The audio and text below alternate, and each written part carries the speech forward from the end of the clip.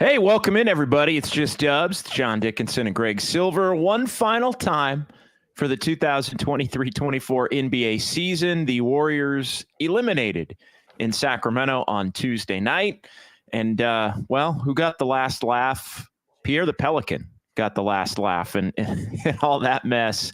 The Pelicans mascot, because Pelicans ended up knocking out the Kings after the Kings knocked out the Warriors, and there's no Northern California basketball beyond last night. Both teams failing to qualify for the playoffs, but the Warriors got embarrassed in Sacramento, 46-36, improved by a couple of games, had a worse standing, and we got a lot coming up here for the next couple of hours on Just Dubs.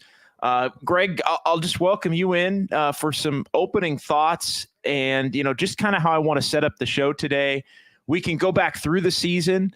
We can go through the Mike Dunleavy Jr. and Steve Kerr post-mortem press conferences. I know you've been kind enough to put together some clips from a lot of the portions of those press conferences that we've deemed most relevant. So we'll be able to have that between now and noon here.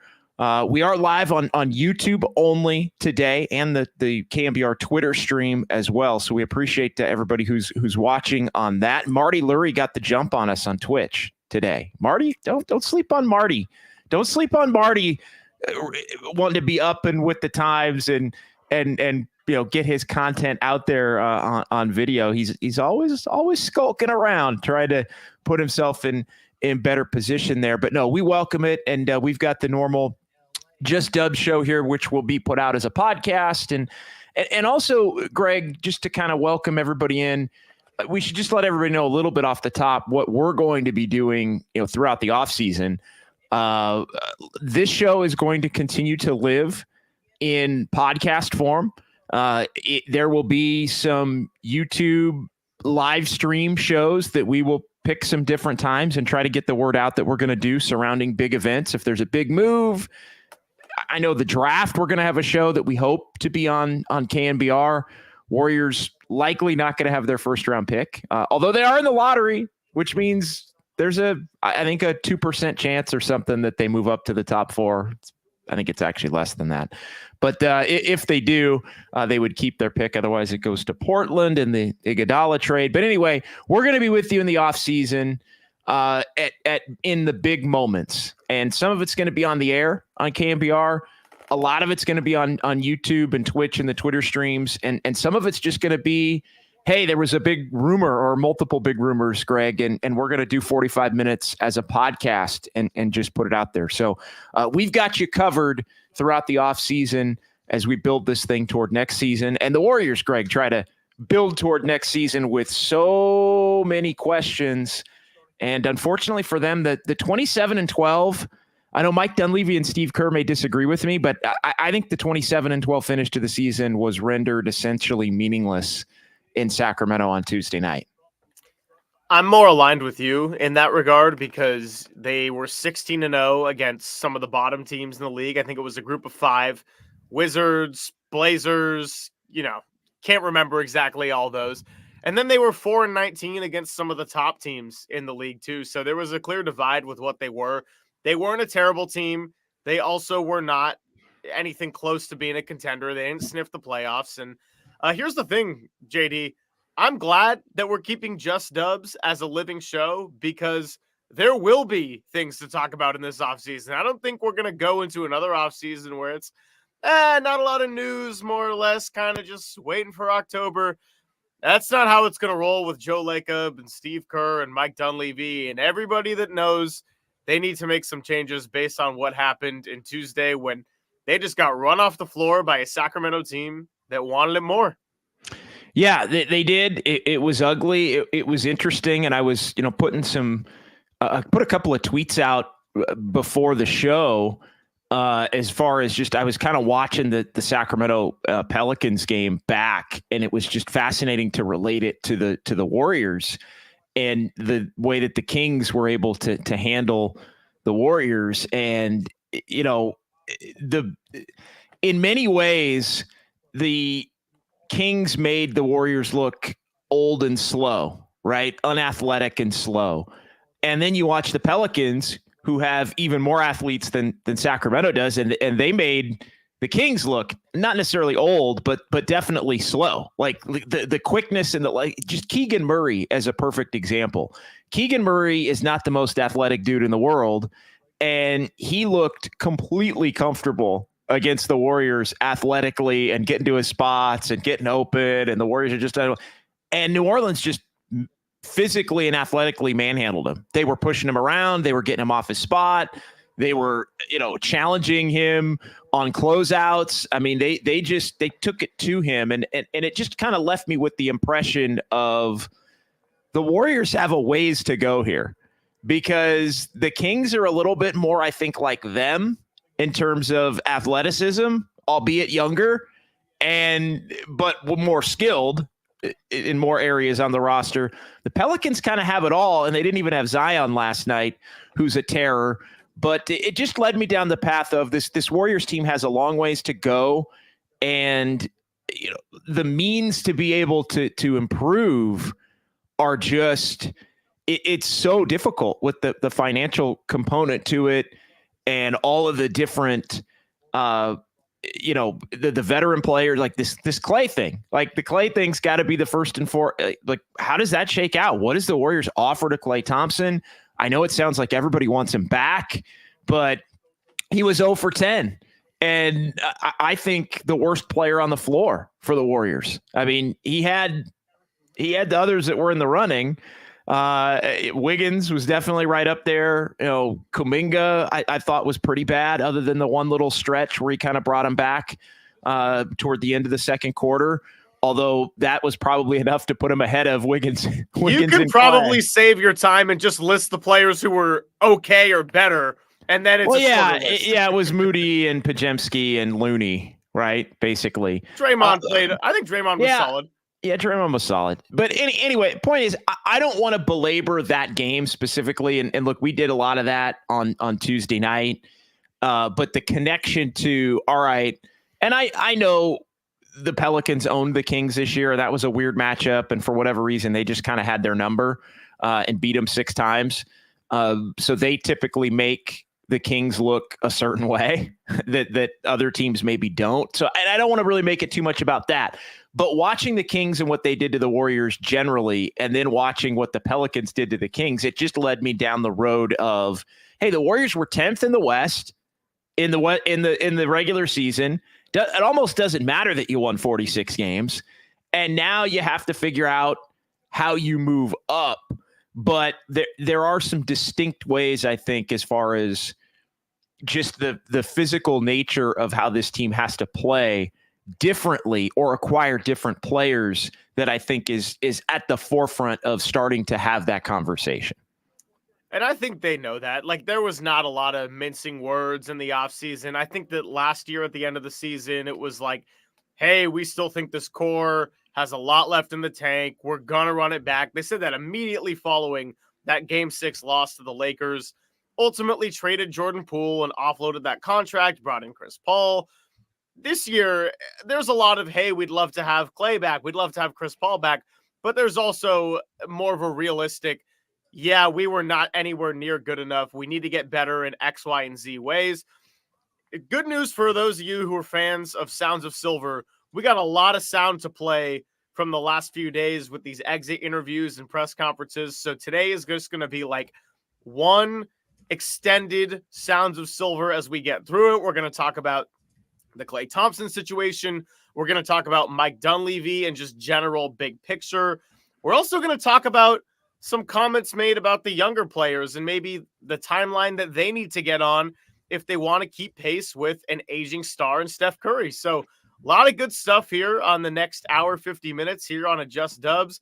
If you're just joining us, this show will live on, not necessarily a weekly thing every Saturday, same time like we do throughout the season, but we certainly will be using it as a podcast platform because there will be a lot of news coming. This is not going to be the same roster you see. There's going to be times where we want to interact with all of you as news breaks. So don't worry, we're not just going into a hole until late September. You will hear from us throughout the offseason. Yeah, and as Paul in the YouTube chat says, happy 420. Happy holidays. Happy 420, Paul. and to any of those who abide. 420 is always a quick, short story. 420 is always a big day for me because, not for the reason you may think.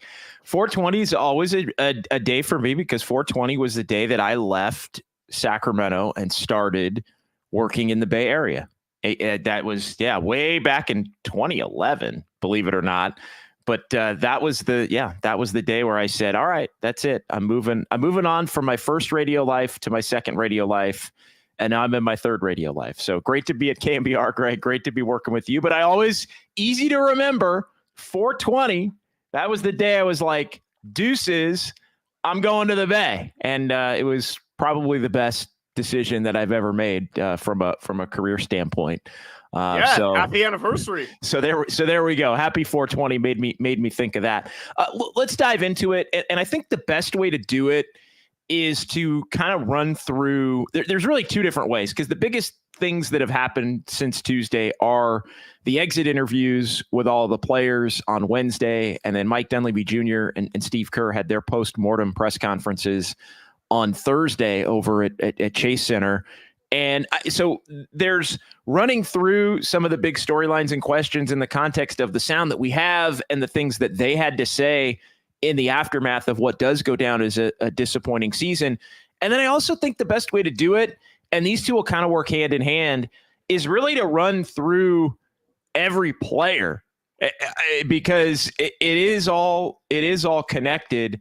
But some of the big overarching takeaways, let's just start with that, and let's roll with Dunleavy, I guess, first, as far as this goes.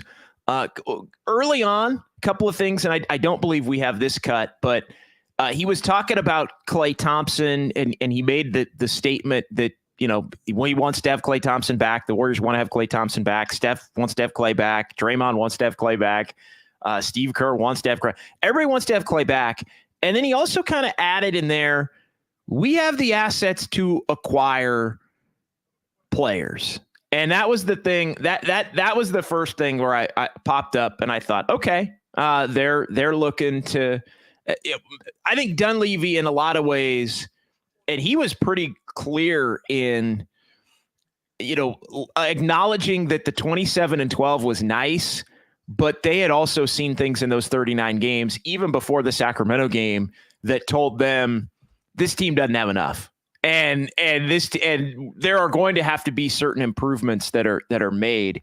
So that was kind of the first little takeaway in terms of, I think the Warriors want to reshape their roster, and I think they know they have to reshape their roster.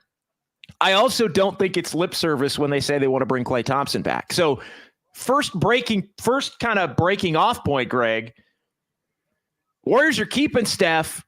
They're keeping Draymond. They want to keep Klay.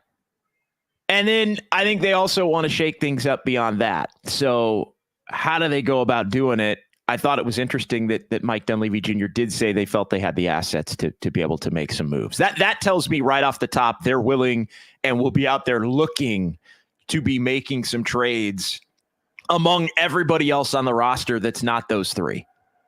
So that actually is a nice segue into one cut that we do have that I want to go off of that and play, because a lot of the talk with Mike Dunleavy was kind of like, yeah, we got to look at things, the financials, and we're not going to make decisions today, X, Y, and Z, which is kind of stuff that you go, okay, I'm not going to take anything grand away from that in the first week. But he also said what everybody knows is true, which is Joe Lacob is going to spend the money. Like, I know he'd like to get below the tax aprons, but as long as Steph Curry's here, the winning is going to come before the financials. And that's the way I took away from it when listening to Mike Dunleavy talk about it. So, well, it also is, I think it was, don't be surprised if don't assume, because of some of the reporting out there, that Joe Lacob's not going to spend the money, because I know it's sort of been assumed the last couple of months with the Lacob interview with Tim Kawakami, The Athletic, that they're for sure going to trim it down a lot, and maybe get out of the luxury tax, definitely get out of the apron that they're in. Like, it's like all of those things have been assumed. And I think the big takeaway there is, yeah, they might do it and it might make sense to do it. And they sure as hell are probably going to look to do it. But if there is something that they think they can do in terms of a personnel move or a trade or something, but it means they're going to have to pay more.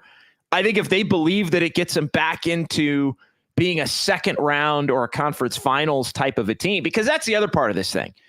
And Steve mentioned this, like, we can't look at this team as title contenders anymore. And I think we knew from the middle of this season that they weren't. I don't think they ever did anything, even in the 27-12, that changed that conversation, because they were still 10th basically every single day the last 2 months of the season. They did move up to 8 a little bit. They moved to 9. They were, days in 10th. It was like 95% of the days over the last 2 months. They were in 10th, with like 1 day in 8th and like a couple of days in 9th. So the reality is, I think they know how far away they truly are. And in saying that, when you're 10th, you can't say you're a title contender until further notice. No, not at all. I mean, they were far from it. And I think that, kind of going back to what I opened the show with, they did beat a lot of bad teams. And, credit to taking care of business, because holding on to leads was something they did not do a lot the first 2/3 of the year. But you still really struggled against the cream of the crop. And maybe you had a good half or a good quarter and a half, but you couldn't put together a full 48 minutes to where it looked like there was a severe gap. So let's play our first cut, because why not? We got a bunch of them. And this is Mike Dunleavy on the financials and being pretty candid in that Joe Lacob will spend money. The financials will always come into it. It's part of the puzzle. I wouldn't say we're at a point now where we're saying we got to be out of the tax or we got to be under a certain apron or anything like that. We're going to look at everything. I think if you've got a team that you feel can contend for a championship, you do what it takes financially. So we'll look at everything. We'll balance it out. And it's hard to say right now in terms of like what it's going to look like and all that, because this is April. This stuff goes into June and July. But you know how Joe is with his willingness to spend and compete, that I don't think there'll be any restrictions, but we'll also be prudent. I mean, to put a team out there that can't make the playoffs, like we spent $400 million this year, I wouldn't recommend that. So we'll figure it out, but I don't think we have anything set in stone in terms of parameters we got to live by. So there you go. They'll look at it, no restrictions per se, but I think that the part toward the end there is the most telling part. It's if we think we can win a championship. And so the only way the Warriors are winning a championship or contending for a championship, and I would consider contending for a championship being a back end of the playoffs kind of a team. Like basically you feel like you can be in the NBA's Final Four, right? Conference finals, and maybe you come up a little bit short, but it's at least a Final Four in your own conference type of a scenario. So right, like it was not what they were the previous season of getting bounced in the second round. Like that's not contending. Yeah, they weren't contending last year. No. Now they were defending champs, which makes it a little bit different. I think you get a little bit of a benefit of the doubt when you're a defending champion, and they were the defending champion last year. So I think that maybe you kind of get grandfathered in, like you get to keep that title until somebody knocks you out. But yeah, this year proved that they're not contenders. And so the question becomes, how do you become a contender again off of that? And, because I think that's what leads down the path of the Warriors would truly spend and be willing to spend on tax and all these different things. The only way they're going to do that is with a big, bold move. Like that is a big, bold, try to go get somebody. And I've got a very short list of about 5 names of players that, some of them might be big, and no, Giannis is not one of them. Cause I just think that's so ridiculously unrealistic. The ultimate pipe dream. Well, the ultimate pipe dream, but it's also, and I've heard a lot of people say this, and that's fine. Like it you can mention it, but and the Bucks may flame out and get beat along the way here. But the reality is that would take Giannis basically saying, I want out, which I could see happening. But also, I want out and I want to go there. I want out and I only want to go there. Kind of pulling a Dame Lillard, and we saw that worked out for Dame Lillard. He did not end up going where he wanted to go, and I think he's been a little disappointed by it all year. To be honest, I think it's been part of their issues in Milwaukee. Not to get too deep into that, but you can't pull the I want to go. You just can't pull the I want out and I want to go there card. And so, while things may get weird in Milwaukee, I just don't think that's going to be realistic. But again, the Warriors want to get better. They want to keep Steph, Klay, and Dre. I think they understand that Steph, Klay, and Dre alone are not a championship core. Like, I think they know they have to get a player that's better than Klay for sure.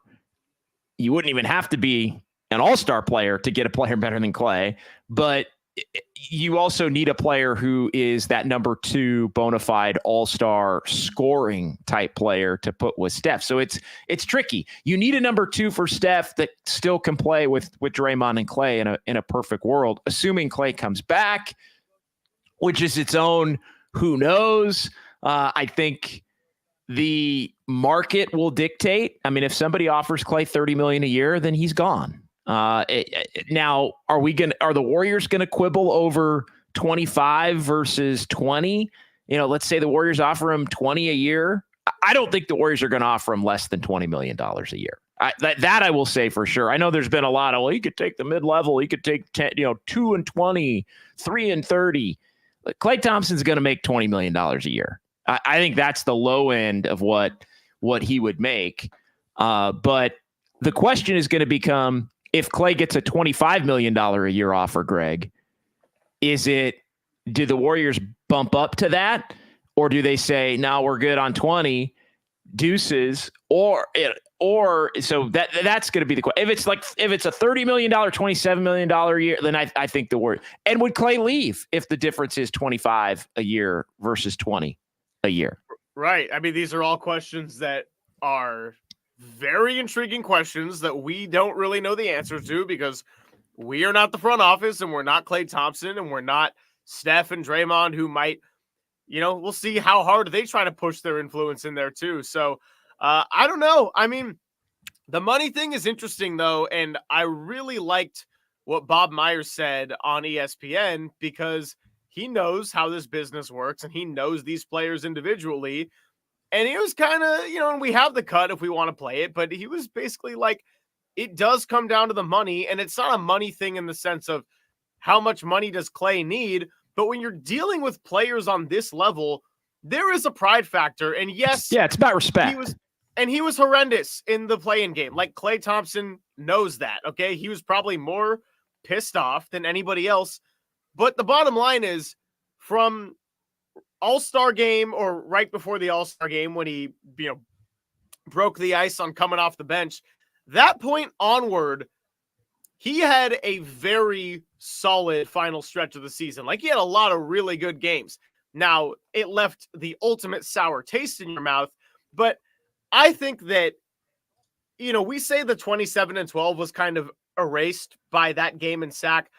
I think it's the opposite with the Klay Thompson individual performance. Like, I don't think that performance just wipes away the way he turned his season around, if we're going to talk about Klay, the offseason, contract negotiations. Yeah, and I also found it interesting that so many seem to think that him being terrible in that game would mean that he would be more likely to stay like that, and respected people. Marcus Thompson, put it out there. Tim Kawakami, I think, agreed with that sentiment. Like respected people. I disagree with that one. Like, I don't think that him playing terribly, means he's more apt to stay. Now, maybe if it means the offers aren't going to be there, that's one thing. But I don't buy the notion of, Klay is protected here. And didn't have to speak after the game because Steph and Draymond are speaking after the game. And, like, in what other city would that happen? Like, in what other situation would that happen?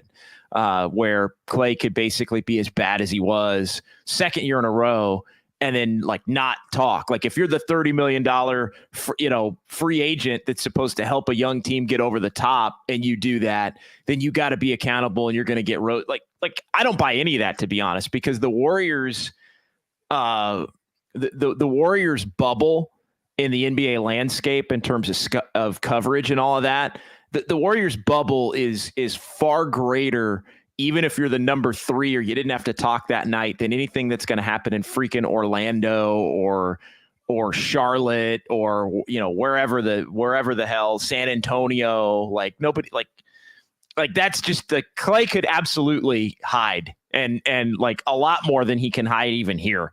So I actually don't buy that one at all. But it is interesting in terms of the logistics of if other teams look at Klay and go, you know what, he's pretty good overall numbers wise, not what he was, but part of why you're getting Klay is for the big moments.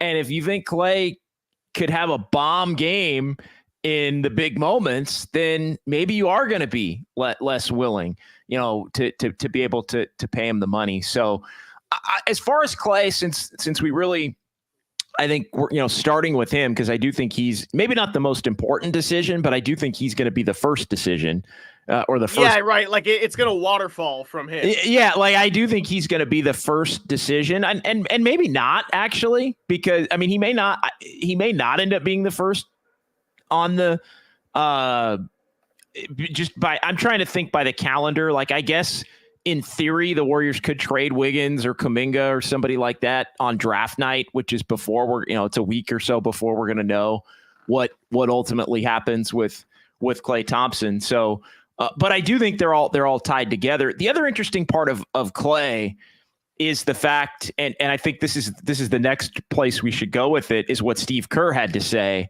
about Klay Thompson and his season and about the sixth man role.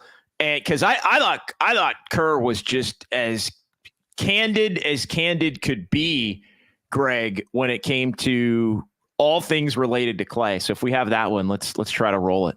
Let's roll it right here.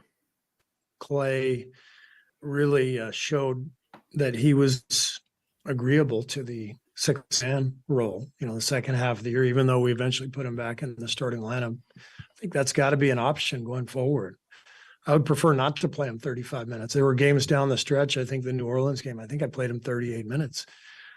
We've got to be able to play him less, but in order to do that, we've got to add more shooting to the roster. Frankly, if we can add more shooting and limit, Klay's minutes, I think he'll be much more effective in a season-long manner. And but those are, the discussion of those three is, to me, is a much easier discussion when they're still good, which they are. They all showed that this year. So maybe in a couple of years, we'll be having this discussion where, they're not as effective and maybe it becomes more of a ceremonial thing. I do think there's tremendous value in the three of them being Warriors for life. It matters that Kobe was a Laker for life. That's meaningful to the Laker franchise.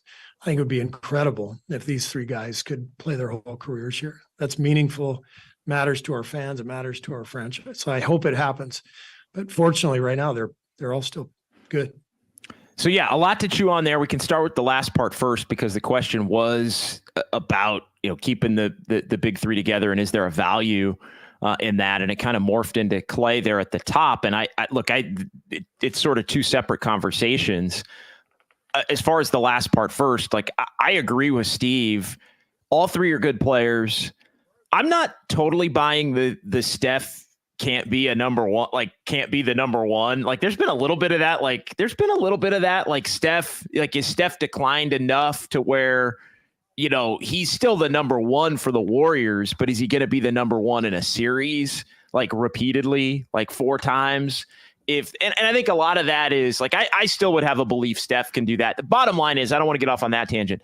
Bottom line for me, you can keep the big three together, but you have to understand that the big three alone is not now the basis for a championship core. Like and Steph is the least of that. Like Steph still, I think, can be the best player in playoff series multiple times. the truth is he does need help. Like, they need to build the roster a way where he doesn't have to carry so much of the load in terms of just the actual scoring load on a night-to-night basis. And also where he doesn't have to carry so much of the load in terms of having to play, because I don't think you can count on him playing 74, 75 games again. And this team still has to be able to win to do that. Set that aside because we can come back to it. Although, Greg, did you want to jump in on that real quick? I can come back to Klay too, but there's so much. That's the thing with these shows, is there's so many different things that, like, every branch leads to three things. And we don't want to ramble around, and we do want to get into the YouTube chat. And I'm a rambler. No, I'm going to keep it concise. The reason I just had the reaction to what you said is I think that's really important, is that Klay Thompson can absolutely be on the Warriors next year. They can absolutely all finish their careers together, or maybe at least this run. And then if one of them wants to keep playing, they can go somewhere else and blah, blah, blah. But it can't be the big three is the big three in terms of best players. They could be the veteran leadership. They can be the core. I still do think Steph is a number one when it comes down to it, but he was fatigued. I don't think he was bad at the end of the year, but he just looked a little fatigued, a little bit of a step slow. And there were a lot of games this year where he still did some otherworldly things at his age. So I'm not overreacting to how he finished it, but I won't ramble. I just want to say that's what it is that Klay can be on the team, but it just can't be that those three are like your three guys. Yeah. And look, Draymond can still be the anchor of your defense. Draymond can still be the crux of a two-man game with Steph offensively. Draymond, I think, is still pretty close to, I mean, he's in a good spot still. But you need that number two offensive option, in my mind, next to Steph that can complement with Draymond. And basically, Steve said Klay's got to come off the bench. Like, let's get back to the Klay part. Basically, Steve was like, the easiest way for me to play Klay less is for Klay to come off the bench. He was open to it. And again, I think he was being pretty candid and blunt there, almost saying we need to plan for it to be that way. And, I think is maybe an under-discussed portion of the Klay return.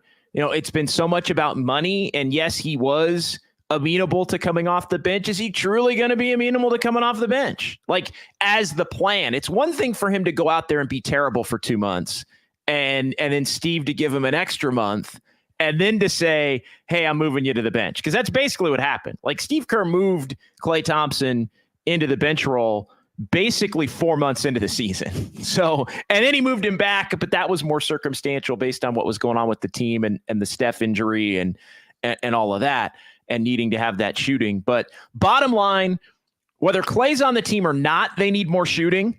Like, that's reality. 2, if Klay's going to be coming off the bench, does that mean Podziemski's just the guy at the 2? Kerr said that's a possibility, but also acknowledged the fact that it's a possibility that it could be somebody else off the roster that ends up coming over via a trade type situation. So they need more shooting even with Klay. I'm open to keeping Klay. I actually think for the Warriors, it's better if they do keep Steph, Klay, and Draymond together. But you can't look at Steph, Klay, and Draymond together anymore the way that Steph, Klay, and Draymond together have been viewed over the last decade.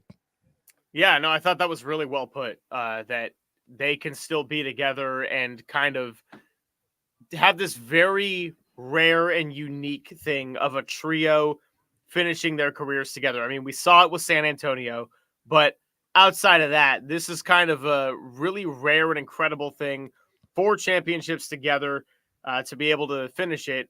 And so I don't think that Klay is definitely gone. And maybe Klay really, really does want to stay, and he will be willing to take less money than someone else will offer him to a certain degree.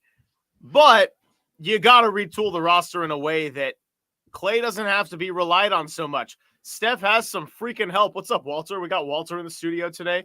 Yeah, wow. It's a big party everywhere. But anyway, lost train of thought. Big Giants game today. Yeah, you think it'll go better than last night? Hicks Day, right? Hicks Day. It's Jordan Hicks Day. Yeah, it's Hicks Day. I'm happy because don't need another Snell day for a while. Not good. Not good. All right, let's keep the conversation moving here. As far as all right, so that's the Klay Thompson part of it. Like I'll just go on record. I'd bring Klay Thompson back.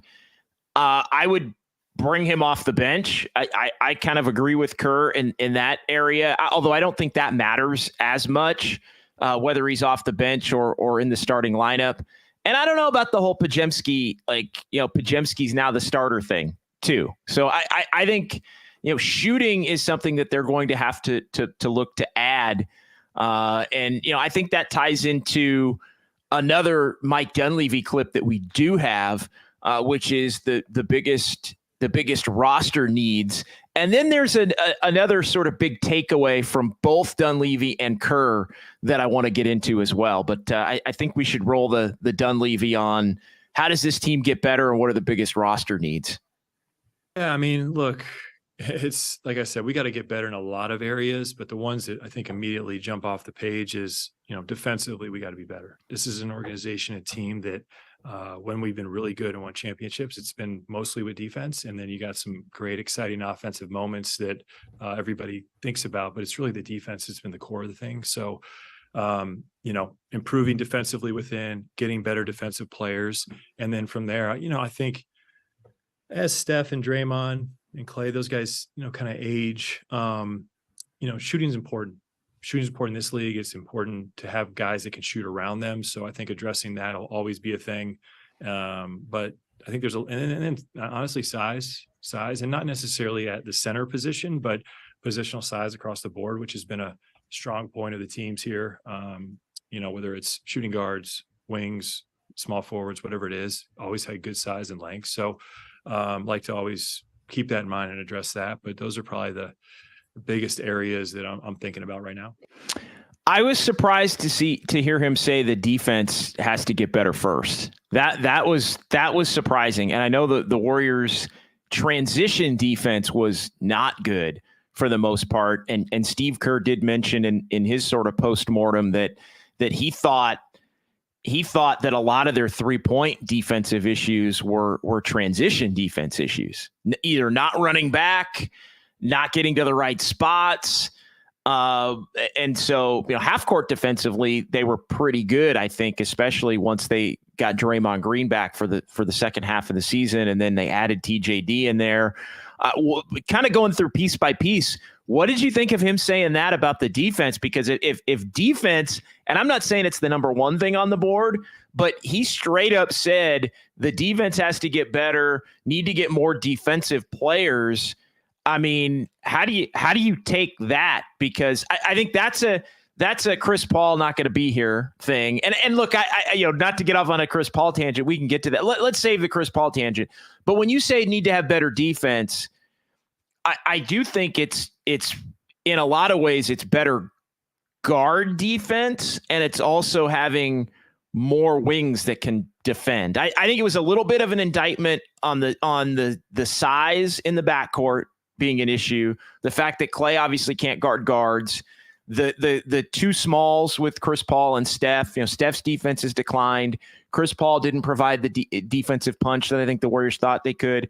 And I think it's also a small indictment of Kuminga's defense, because they did not get the defense that they wanted out of Jonathan Kuminga this year, especially transition. When Steve Kerr says, guys are just not getting back and not running back and getting to spots to where they can defend the three, he's talking about two guys. He's talking about Kuminga, and he's talking about Wiggins is the other one, because Wiggins, for as good a half-court player as he's been, that's the sleepwalking Wiggins. And Kuminga's got a little of that sleepwalking in that specific aspect of his game. He doesn't look like he's sleepwalking in a lot of his other areas of his game, but team defense is one where he definitely does. And he does not go full motor in terms of transition defense and getting back on the three. So again, I think it's the backcourt, and I think it's the two wings that Kerr was singling out there.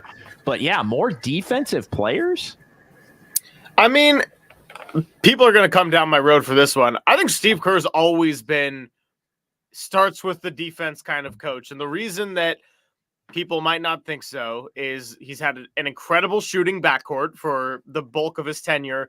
And he has Draymond Green, who's kind of been such a versatile defender that he's allowed you to do a lot of different things. And when he's on the court, which was not really much of an issue till the last couple of years, there was a lot of stability there. Like when he was absent and he would get suspended, everything would fall apart. And I think that as good, and like the reason I say that is because Steph Curry is not a great defender. Like that's not a very controversial take, and he was but he's bought in. He became a good enough defender for I would say, I don't know, for a good 6-year stretch here. I don't think he's that level anymore.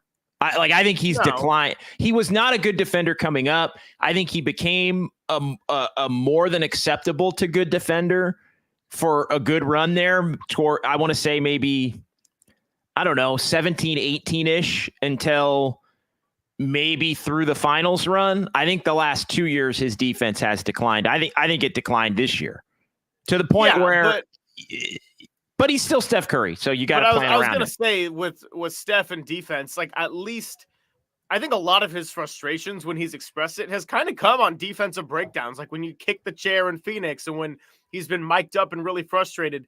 I do think he's very committed to defending. Even there was the clip where against the Lakers, he's defending LeBron and D'Angelo Russell's like shouting at him to go at Steph from the bench, and then LeBron passes out of it and Steph trash talks D'Angelo Russell later.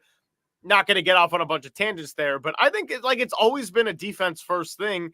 And that was kind of the issue with the team this year is like, yeah, they had games where they could actually get buckets in the fourth quarter, but they would either barely scrape by if both Steph and Klay were scoring, or it didn't matter because they couldn't generate a stop down the stretch. And their perimeter defense was terrible. Their interior defense was terrible without Draymond when he was suspended. Yeah, I think Trace Jackson-Davis getting into the starting lineup, I think that is an important thing because they had such success with the small lineup of Draymond, Wiggins, Kuminga front court. But when Kuminga got hurt and they were doing the Draymond, Trace Jackson-Davis front court, I think you could kind of tell they liked that more. They did. Down the stretch. They did, and then they also put themselves in a position where I think they made themselves more vulnerable against the Kings because of that.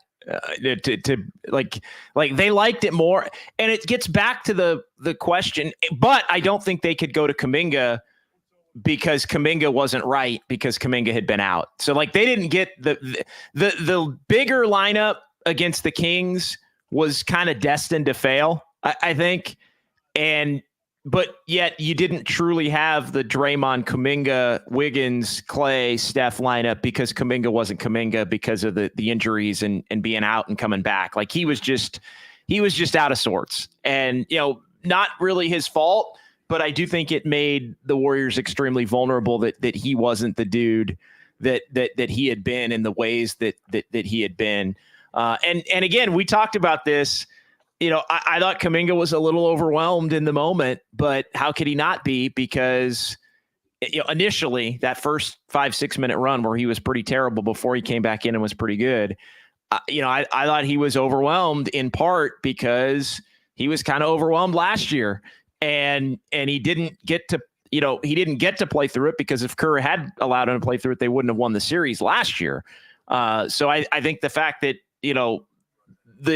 the time that he didn't get last year, which helped the Warriors win, hurt them this year because, and again, I don't think that's necessarily anybody's fault other than Kuminga not being good enough. Like I'm not blaming him for not being ready for that moment initially or being a little swallowed up by it initially.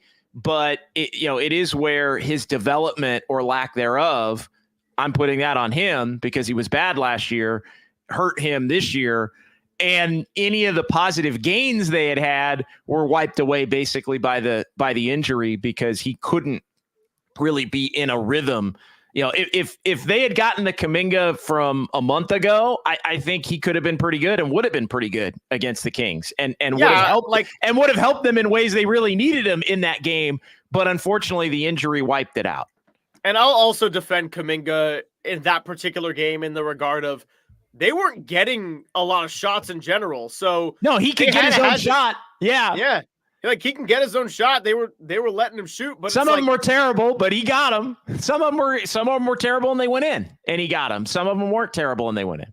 I mean, I don't even think Steph was shooting a whole lot in the first half because the Kings had a pretty good game plan on him. So, like, yeah, I agree. Some of those shot selections, I was like, that's not what I want to see.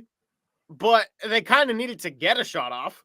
No, they did. And it was, they did. And he helped bring him back. Like, let's be honest. It was him and Podziemski and Moody and Looney that basically helped the Warriors get back in the game and only be down by 4 at halftime. But then oddly, I thought they relaxed when they got the game early in the third quarter down to 1. It was almost as if they thought, all right, we got this. Like, huh? Really? It was weird. It was weird. Not to go back to Tuesday, but it was weird. The Warriors treated it oddly like a game in December. Like that really, it really had, like the Kings treated it like it was game 7 of the finals in terms of intensity and all of that. The Warriors treated it like it was December 14th and they were going into Sacramento and the, seven games in 14 days. And it just, all right, didn't play well tonight. On to the next one. Well, guess what? There isn't a next one. So yeah, as far as the defense, I thought it was interesting. I do think the defense does, need to be more connected, I guess, the defense and offense. You have to have groups of players that can play offense and be effective and also defend. I think that's the one thing to kind of tie up the defense part of this and improving it off of what Dunleavy said. The Warriors the last 2 years, I think, have either they've had really good offensive lineups that can't defend well enough, and they've had really good defensive lineups that can't score well enough to truly be formidable. And I think that was something that was a big issue last year. I don't think it was quite as big an issue this year, but it was still an issue this year. Yeah, we got a couple of cuts coming up in the show too that I think were great cuts in the sense that the team is both too old and too young. Like, yes. I am not bashing the young players whatsoever, but each of them, in terms of Moody, Kuminga, and the 2 rookies, they have moments of being awesome, and they also have flaws. And it's not that you can expect them to be perfect, but it's more that the Steph Curry timeline is a little bit ahead of where they are right now. Like if you had what Kuminga could be at age 24, well, that could be great for where we're at right now with Steph Curry in the final years of his career. But you have Curry who's going into his age 37 year. And then you have 21-year-old Kuminga who had a big leap this season, but still has a ways to go. I know people want to see more of Moses Moody. I do like the way Moses Moody plays. I think he handles himself really well. He has had some pretty rough games too. Like there's just not all around consistency. I think Trace Jackson Davis was a great surprise for them, being the 57th pick, but he had a rude awakening in an elimination game. And Podziemski, for as much as I love the rookie and his plus minus and being part of winning lineups, I think has kind of hurt them on defense at times too. Yeah, I think that's all fair. And so it's going to be a matter of, finding that balance again. And I think they got better at it. The young players contributed a lot more this year than they did last year, but the Warriors also got worse in some ways. I mean, you can say they had a better team, but their standing in the grand scheme of the NBA got worse. And like we've talked about a lot, there are teams beneath them now, Houston, Memphis, San Antonio, who are on the come. I know you'd mentioned to me, and it's odd because, the Warriors are old for the most part. Do have some young players. The Kings are pretty young, but you were kind of telling me after the Kings got eliminated last night, you're like, they've got a kind of a hard off season to navigate as well, because, they don't really want to trade Keegan Murray, but their best path to getting better, it would be trading Keegan Murray. because I don't think they feel that I don't think they can get the player that they truly need without including Keegan Murray. They're more of the belief, well, we're going to trade Harrison Barnes and we're going to trade Herter and we're going to trade Davion Mitchell. Like, we're going to trade a bunch of guys that nobody wants and attach first round picks and get our, basically another all-star. Like, they want to have a big and keep Keegan Murray. Like, they want to have Fox, Sabonis, another all-star-ish player, Ingram, Paul George, somebody like Bridges, and still have Keegan Murray. And to me, it's like, hey, if you can do it, good luck. But they now have taken a step back, and they, I think, are in danger of some of these other teams potentially passing them, even though as far as the regular season goes, I think they're much more fortified night to night team than the Warriors are. But part of that is youth and durability of your two best players. Like, they can win a lot of games just based on Fox and Sabonis being really good in the regular season, and the Warriors don't have, and they beat a lot of good teams doing that. They beat far more good teams by comparison this year than the Warriors did. I mean, they beat Denver 3 times. They beat Oklahoma City a couple times. They beat Minnesota 3 times. Like, they beat a bunch of good. They beat the Clippers twice. They just had bad losses. They had higher highs and lower lows. They beat the Lakers 4 times, and the Warriors beat them 3. That was the one that was kind of similar. But they beat Phoenix multiple times. Ultimately, couldn't beat them at the end. But they beat everybody basically twice, except for the Pelicans, who they beat no times in 6 games. Oddly for them, they were 0-10 against the Rockets and the Pelicans. So go figure.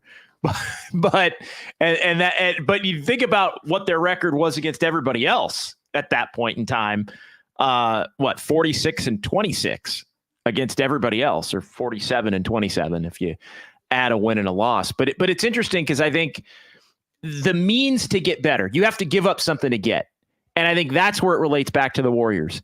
If the Warriors truly are going to get a difference maker, they're going to have to trade Kuminga. Like, that's just the reality of the situation, and a contract, and the Chris Paul contract, and maybe the Wiggins contract, at that point. Like, you're not changing your team by dealing Wiggins and keeping everybody else. And maybe, and we'll get to this, and maybe playing Kuminga at the 3. Like that's just not like, and by the way, I know that made headlines, the whole Kuminga playing the 3 thing I don't think it made headlines for the right reasons, by the way. I think it made headlines, Greg, and I want to get back into what again, we're branching off here. I want to get back into that one Dunleavy clip again. But just a quick note on Kuminga. The Kuminga playing the 3 thing made headlines as if the Warriors were like willing and wanting to do it. And I thought the reality was Steve Kerr was saying, yeah, he's not going to be good enough to do it. Like, it's going to take a dramatic improvement for him to be good enough to do it. Now, how does that relate to Wiggins? Well, Wiggins was the one guy that I thought overarching takeaway in the whole thing. Like, they're planning on not having Wiggins. Like, I think they're looking hard. Like, to me, forget about what it means to everybody else. I think they're looking at Wiggins as he's the dude that's making the most, that we can count on the least, and we're going to try. I don't want to say addition by subtraction, but I think they're going to look hard at trying to move him, even if it is sort of the lateral move of taking a contract back that's, potentially just as bad, but helps the Warriors in a different way. Do that at your own peril, as I've said, but I think that's the move. I think that's the move. Like, Wiggins was the guy that basically wasn't even acknowledged. It was almost acknowledged, and by not being acknowledged, it was almost as if they were already talking about him as if he wasn't on the team. Yeah, I think actually it was put nicely by our chat community. We had Dumpster Fire Dam saying the only player in his prime is Wiggins, and the way I take that is not that he believes by performance. I think he means by age, and he should be in his prime. Age and career trajectory for sure. And then, elaborated by Judith saying he's supposed to be that guy in the middle with the too old, too young team, except he's too damn inconsistent. I'm fully with you, JD. I know we never actually conferred on this one over text or anything. We didn't, but yeah, they were basically like, Wiggins ain't gonna be here. And it was the Magic Johnson. Oh no, you're gonna be here. That was one of my takeaways too, where it's like, oh, we'd love to have Klay back. Like, I really enjoyed coaching Chris Paul. We'd love to have him. Yeah. No one said anything. Yeah. No one said anything about Wiggins. Yeah, Kuminga can improve. Moody, we got to figure out. There are things we can do better. TJD, not going to make him a starter just yet, but we love TJD. Pajemski, I think obviously it's clear they love. Wiggins was like, can Kuminga play the three? Like that, which obviously it was like, yeah, what do you think of Wiggins? Can Kuminga play the three? No, I don't think he can. But, it was interesting.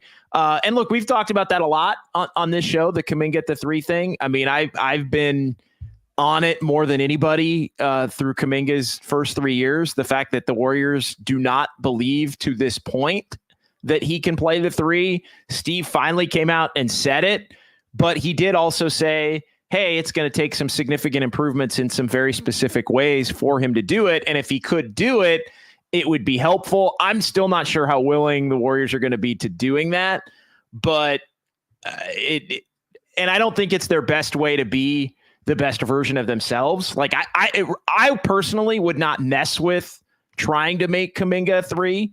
I would just look toward having him improve as being a four. And if that means that he's, Draymond's backup that plays a lot of minutes, or some games they start Draymond and him together, however they need to do it to make it effective. I think Kuminga is the kind of player that can help you get through the regular season. Like Kuminga, and like, more importantly, I think Kuminga's best value as a four who can help you win regular season games. Now that's tricky, because then you get to the playoffs and it's like, well, how do you play them? And then if they are going to move on to Wiggins, who are they going to replace Wiggins with? Because Wiggins is still their best defender. They can't count on Gary Payton II. I mean, there are so many different things to get into as far as this team, and they're all kind of interconnected. I do want to get into what Dunleavy said about the shooting and the positional size as well. But we're going to take a quick break. It is Just Dubs. We got a lot to get to in the second hour. It is Just Dubs with JD and Greg Silver. So we'll take a quick break, 2-3 minute break, and we'll come back. We'll get into the chat. We'll continue the conversation on all things Warriors offseason for KNBR, the sports leader.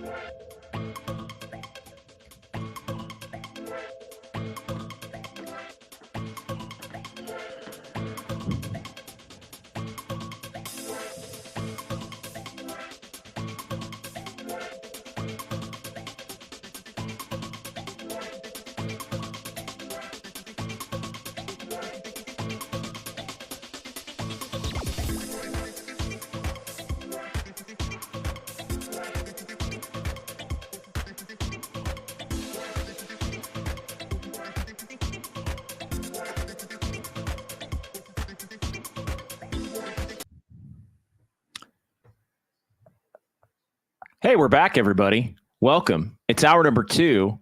For those watching on YouTube and the KNBR Twitter stream, we appreciate you. It's hour number 2 of Just Dubs with JD, John Dickinson, and Greg Silver. We've reached the part of the program, Greg, where I didn't block out my window, and so we're going to get all kinds of weird lighting shadows. That was the one thing I didn't quite get to. I've got like a big shade that I got to put in the window that I didn't get a chance to do here right before the show. But we will push through here on YouTube and on the KNBR Twitter feed as well into hour number 2. All things Warriors. Again, appreciate everybody. CA and Fozzie and Irwin and Judith, rocking New Era 84. It's your boy Julian. A lot of our regulars who are joining us here. I did go through the chat from Tuesday night, as I said I was going to, and I did pluck out some questions and comments off of that we can get to here between now and noon as we keep this thing going. Do want to let everybody know, Greg, and we got more sound coming up. We're going to continue to digest how the Warriors improve this thing, trying to go player by player, trying to go in some semblance of order based on the Mike Dunleavy Jr. and Steve Kerr post-mortem end of season press conferences from a couple of days ago at Chase. But also want to let everybody know that Just Dubs isn't going anywhere throughout the offseason. This show will live on as a YouTube show, a podcast show, an occasional radio show, although obviously the Giants are going to take center stage now here with the Warriors out. But yeah, we're going to be on the radio for some select shows here and there when there's breaking news. We're going to do shorter, 45-minute podcast editions when big news breaks or there's a big rumor. So we're going to make sure to get those out to you as well. We'll do some live shows. We're going to pick some nights where we're just going to do some live shows and let everybody know. And it's usually going to be centered around breaking news, and you'll be able to join those via YouTube and Twitch and the KNBR Twitter/X stream. So yeah, last show for this season, but now we go into off-season mode, and really we're starting to go into off-season mode today. And yeah, Alpha Nickelberry was one of the folks who I was able to pluck a couple of comments from off of Tuesday that we can get to here between now and noon. So yeah, welcome back, Greg. Appreciate you all season long. It was great to be able to have you in Sacramento on Tuesday. It was great to be able to cap the regular season out at Harmonic Brewing. That's the other thing I should mention. Harmonic Brewing in Thrive City, like, we are going to have some off-season shows there on some big nights. I think we're going to have a draft show there that night. Now, I know the Warriors don't have their first round pick. Well, unless they get really, really lucky in the lottery, which is coming up in a couple of weeks. Most likely will not have a first round pick, but that obviously is always a night where there could be a big time trade or roster move. So yeah, we're planning on doing some big, free agency /draft /offseason stuff at Harmonic. And the plan is to be there next year as well for Dubs OT. So, excuse me. Yeah, I just want to thank everybody out there, Eddie and Jimmy and Mike and Shay and Julia and Grace and Alex. I think I got everybody. If I forgot somebody, we'll get it in at some point down the line. But yeah, thanks to everybody at Harmonic Brewing in Thrive City for the Dubs OT shows after the games. So here's what I'm thinking for the hour is that we could interact a little bit with the chat. There's 2 pieces of sound I definitely want to play, possibly more, but especially in regards to the young players. But first, I want to ask you this, because our chat is kind of going back and forth right now about wish list kind of players. Okay. You said your list is about 5 deep. Yeah. What are some of the names on the list? All right, let me give you some names, and then I do want to go back and get into that last Dunleavy clip, but I definitely want to get to the rest of the sound. The names that I mentioned, and some of these are unattainable, but it's different levels of players. Karl Anthony Towns is a guy. I'm kind of looking around at other teams' situations, and teams that have the potential to lose, and also have the potential to maybe not be able to pay as much money moving forward, to where they're going to want to trim some of their salary. Like, they have some good young players that they like, but maybe somebody's got to go to help pay for the future of what they want to do. So Karl Anthony Towns was one. Paul George was the other. I think that's sort of in the pipe dream. Although, again, Paul George could say, I want out, I want to go X or Y. I think you're going to hear Paul George's name with Sacramento, by the way. Like, I don't think that's a crazy thing. Just kind of file that away. Don't be surprised if he doesn't end up coming back. Obviously, I know Philadelphia is involved. And look, if you can have Paul George, I think Paul George is probably best fit to be a 3, like to be your third best player. But the Kings are a team where he could kind of be that, but also kind of be their second or best player in some ways too, in ways that they need it. That would be the only thing that would make me a little reluctant for the Warriors. Is I think he would clearly be the 2, and he would clearly be an upgrade. And I think he would clearly vault the Warriors into being a playoff team. But the availability, and he can defend on the perimeter. Well, he can defend, and again, he would be the kind of guy where if Wiggins wasn't around, and I'm not saying you can trade Wiggins for Paul George or anything like that. I'm not saying that. So just stop. But if Wiggins was going to not be on the team next year, and Paul George was on the team next year, obviously you would have a defender at that 3 spot, which you need. So again, I think he's a good fit for the Warriors, although he'd be the clear-cut number 2 with the Warriors. I think he's better as a guy who can be a 2, but really is more than a 3. And I think the availability issues, I think some of his consistency issues, sometimes his motor doesn't run hot enough, consistently enough for me. But Paul George is a name I think worth just adding to the list, although I will say unrealistic. What about Brandon Ingram? Brandon Ingram was, I was again watching the Pelicans. I think the Pelicans are going to be in a situation where they're going to have to trade. Somebody's going to have to go, basically, in terms of the finances to get their house in order. He's not a great defender, but he should be. He's not a great defender, but he should be. But his offensive game, I do think as a number 2 would be something that would help the Warriors. You'd need more shooting, but he can get the mid-range buckets. He can get to the free throw line. Poor man's KD. I like Brandon again. Brandon Ingram is another player that would be an upgrade. Like, he would walk right onto the Warriors roster and be the number 2 option, and it wouldn't even be close. Let's see who else. I don't love this name. Zach LaVine. It's a name that he's making a shit ton of money. The next couple of, he makes Andrew Wiggins' contract look like it's a freaking bargain. I wouldn't do the LaVine, but LaVine is somebody who can shoot the 3, but he's been largely injury plagued. I'll let you weigh on this. The chat can weigh on some of these. I had 2 more. Donovan Mitchell was somebody I added. I don't love Donovan Mitchell and Steph in the backcourt together. And Mitchell though can be kind of a ball dominant 2 guard. He can be kind of a 1.5-ish type player in terms of you can put the ball. I say that, and Donovan Mitchell's got 12 points in the first quarter and a half and just hit a 3 for the Cavs against Orlando. But Donovan Mitchell, I think, would also be an upgrade. And then some other guys. Brook Lopez is interesting to me. Again, he's not going to walk on and be your 2, but be your number 2. But I think Brook Lopez is the type of center that the Warriors would want in terms of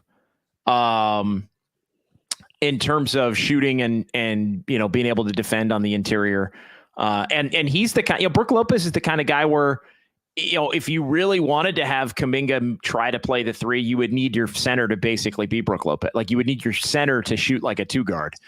You would need to find a 2 guard, and you would need your center to shoot like a 2 guard. Like that would be one way where I do think you could get away with Kuminga. Like, I think Towns is another way you could kind of get get away with Kuminga playing the three.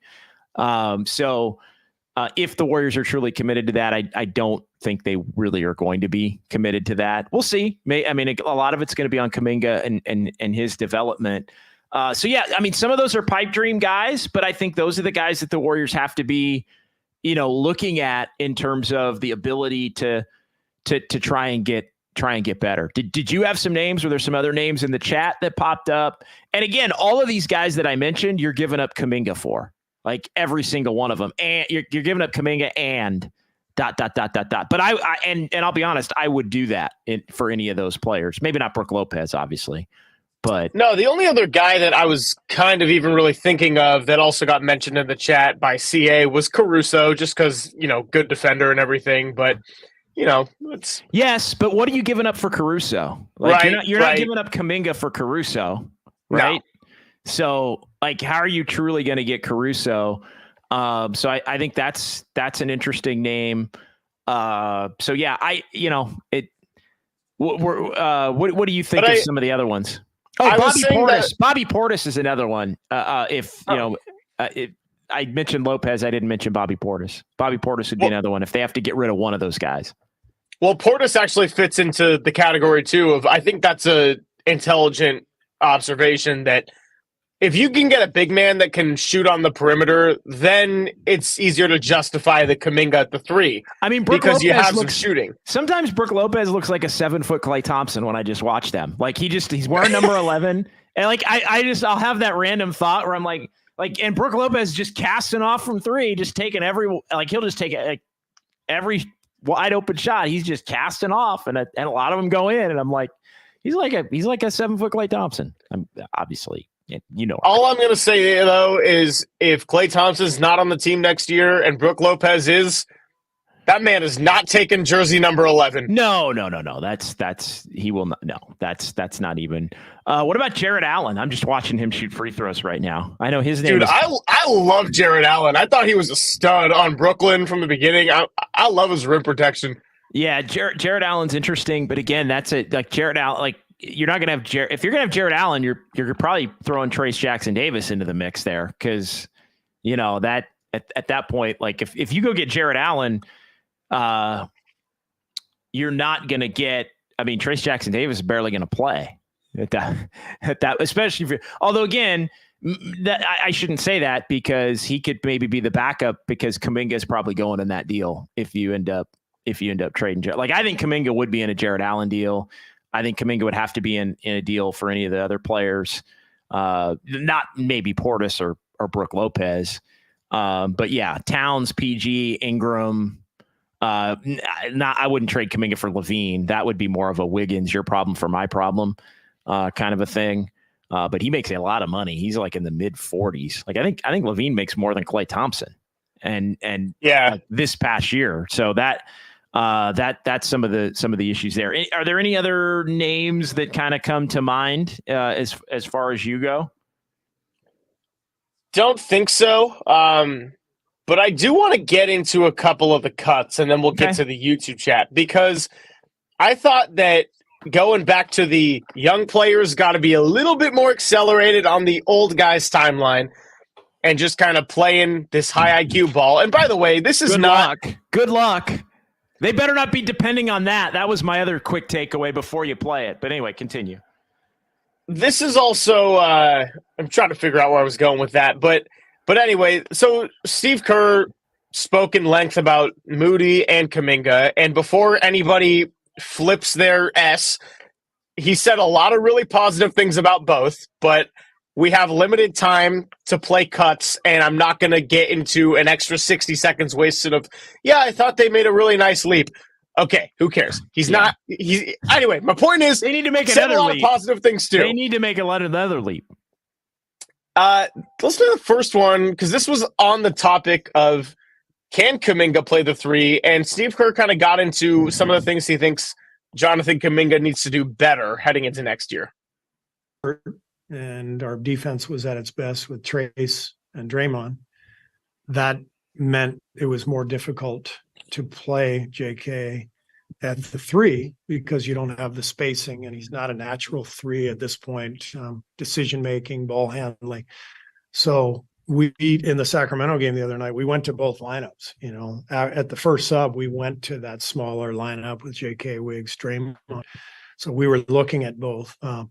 So, you know, what I think what J.K. is looking at is how can he make himself more versatile to be available in different lineups? You know, can he be a three? It's a big question. And I don't know the answer to it, but I know that as we continue to help him and he continues to learn how to create spacing and get a shot off a little quicker and be more comfortable catch and shooting, but also making the right reads, because as a three, you handle the ball more. Can he become a better passer? I think he sees the floor pretty well, but his fundamentals in terms of passing have to improve if he's going to play the three. We need him to play the three if we want to have, you know, Trace out there at the five and Draymond. I mean, that ideally would be a great defensive lineup athletically and length. But we're not ready for that yet, you know, as a team. And so those are the areas that would really be helpful for JK. And, you know, we're going to work with him on that stuff all summer. A lot of truth serum there. A lot of just blunt to the point assessment on Kuminga. And, you know, I think the other part of that goes back to when Steve says, can he be a three? I think the unspoken part of that is, if he can be a three, we can trade Wiggins. If he can't be a three, we probably can't trade Wiggins. Like I really do think that those two are interconnected. Here's the other thing. And I know there were specific things, decision-making, ball handling, comfortable with his shot, all of those things. Maybe there's one or two that I missed that you can fill in the gaps there.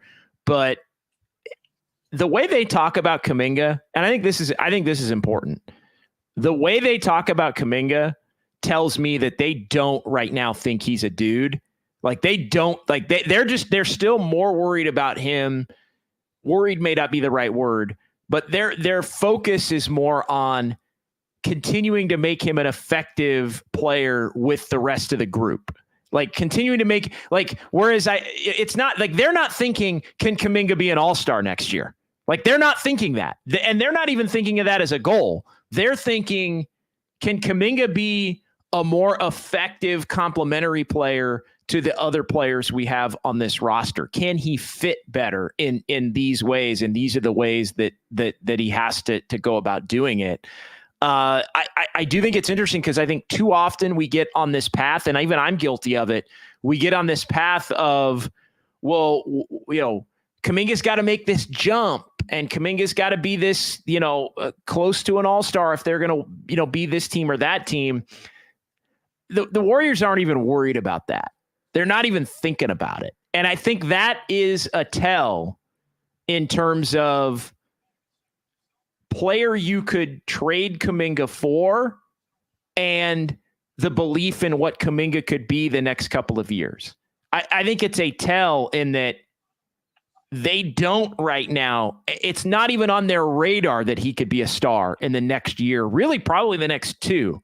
And if that's the case, then maybe they are more willing to potentially move him in this offseason in an attempt to try and get that number two kind of a player.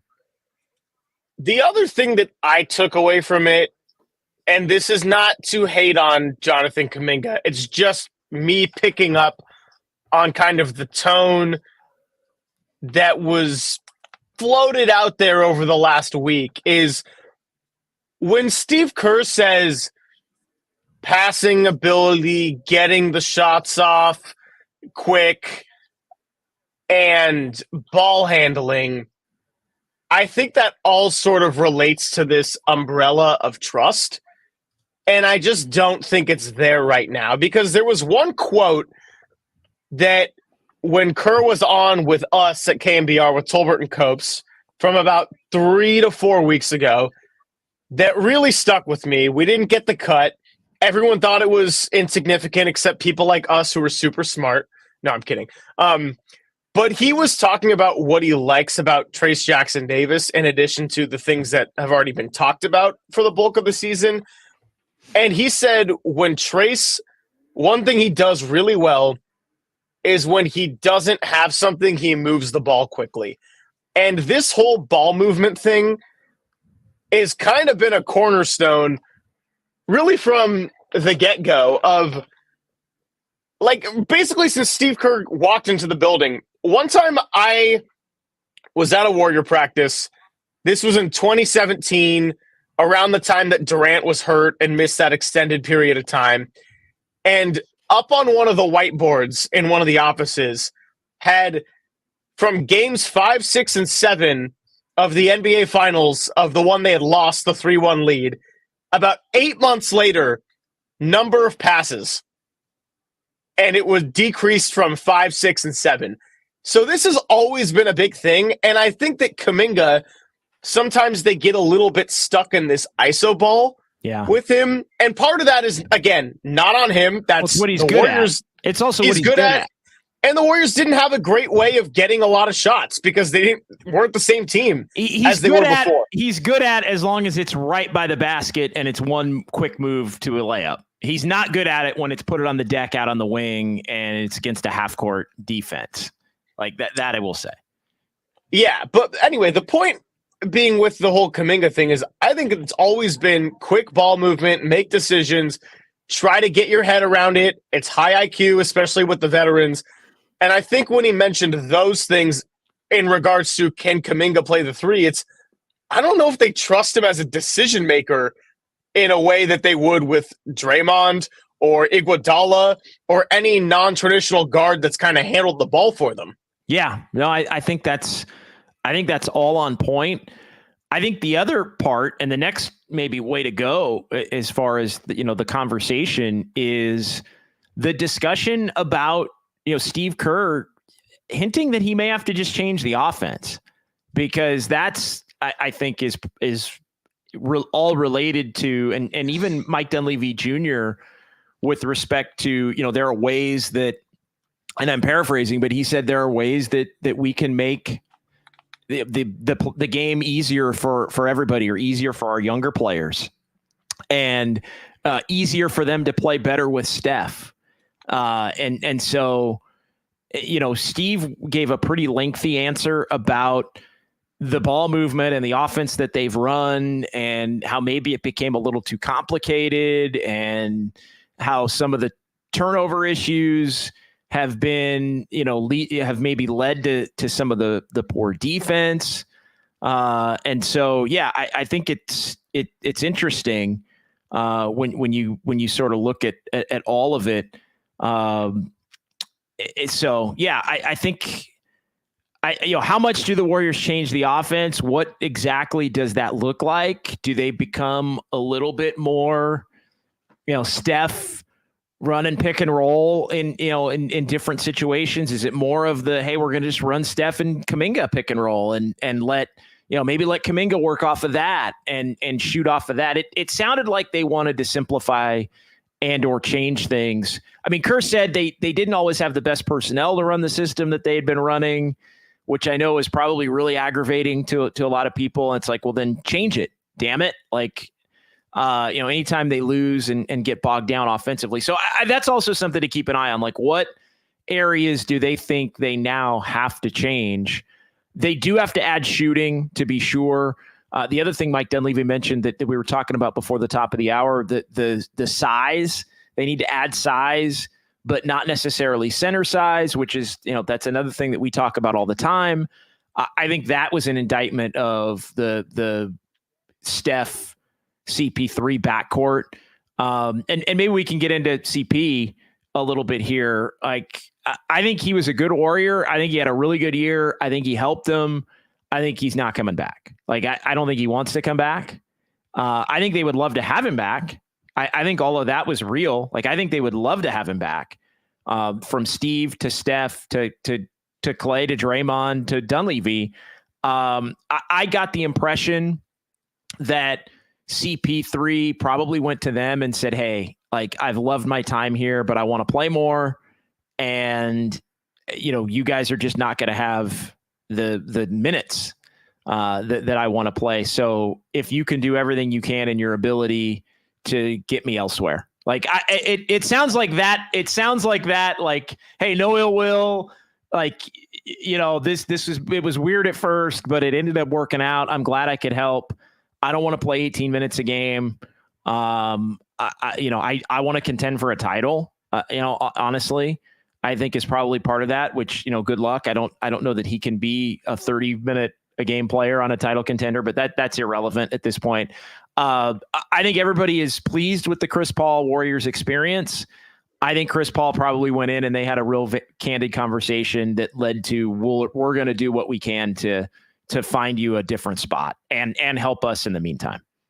I mean, they probably really appreciated the grown-up factor of Chris Paul too. And it was really surreal to hear Draymond saying that he would love to have Chris Paul back because of how much he loved having him as a teammate when you kind of look at the competitive history of those two. But yeah, no, I think the Hall of Famers, from head coach to the big three, I think they all loved Chris Paul. What I would say is this, though. With CP3, he was much more of a plus than a minus for the Warriors and his time there and helping those younger players and leading that second unit in the non-Steph minutes. But he also, his presence on the court does not solve their issues of age, lack of size, availability, defense, list goes on. It's not a piece. As much as I personally liked watching and appreciated the basketball brilliance of Chris Paul, what he brings to a roster is not going to solve the main problems for the Warriors. And as I've said many times, the biggest impact of bringing Chris Paul in was offloading the Jordan Poole contract. Yes.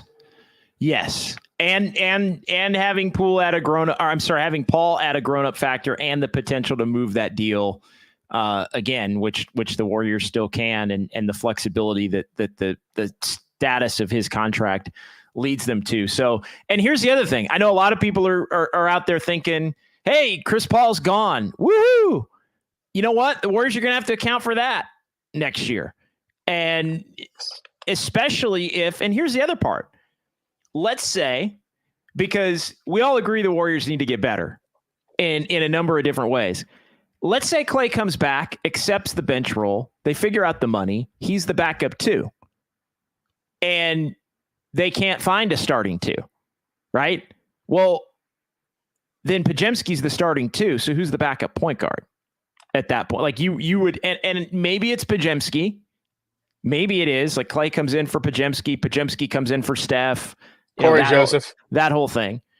But the reality is they would need another point guard, and not a Corey Joseph. Like, not a back end of the roster guy. Like, they would need a legitimate top 8 type backup point guard at that point. And preferably somebody that can run an offense and defend, I think, and make a shot, but really run an offense and defend, like has some size to him at the guard spot. Because that's the one thing that you don't have. Klay can't guard guards anymore.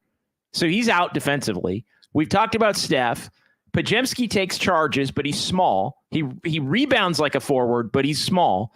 So you need a backup point guard that can get your ass into an offense and has some length to him, some sturdiness to him at the guard spot, to where you can put him on some of these other players and improve in that way. That's a subtle. Chris Paul's gone, but you need that dude. Is it Bruce Brown? Can you get Bruce Brown?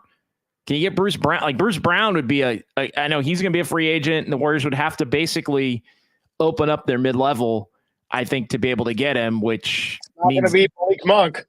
It's not going to be Malik Monk. It will not be Malik. Malik Monk's going to make $25 million a year minimum, I think. I don't think Malik Monk's coming back to the Kings, by the way. He's going to get offers, and to be honest, if I'm a young team, I'd rather have Malik Monk than Klay Thompson. If I'm Orlando, I'd much rather have Malik Monk, because Malik Monk can shoot the three and penetrate, and I think Malik Monk has a DGAF factor that I think helps in big games. frankly, like I think he would help a young team. We saw it last year. Like he could have used him last night. He was the one. They would have won last night, I think, for sure. I thought they were going to win anyway. I was wrong. Ownage is ownage, as Kruk and Kipe say.